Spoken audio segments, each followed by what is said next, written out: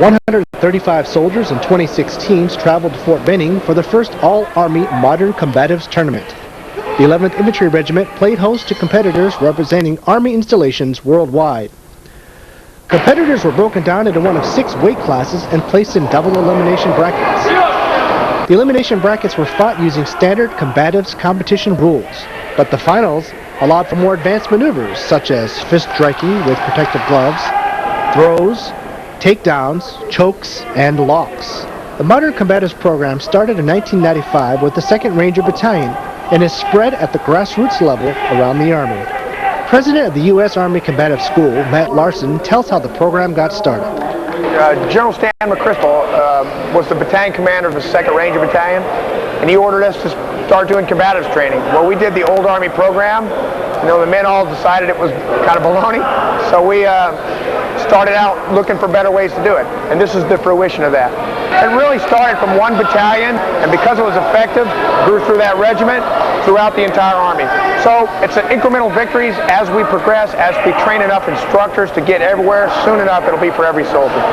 With actual combat experience as a guide, the Rangers designed a system with Brazilian Jiu-Jitsu as its technical base, then added the throws and takedowns of judo and wrestling, and the strikes of boxing. Basic Combatives is one of the 40 Warrior Core tasks of the Warrior Ethos Initiative. Well, if you remember, the Chief of Staff of the Army several years ago wanted to instill the Warrior Ethos in soldiers.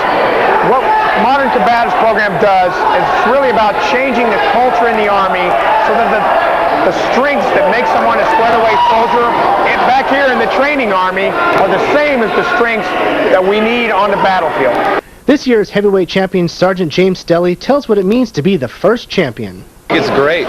You know, back in high school, you know, we had those tournaments that lasted, 50 years. And, I mean, we'd always look back at those first guys, as the pioneers for what we were doing at that time. So I think that's what we're going to be, come 50 years down the road when they're having an all-Army tournament and it's bigger than it's ever been before.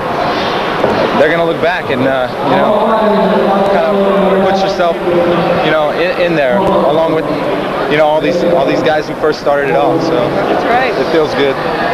The overall team winner is Fort Benning's own 75th Ranger Regiment.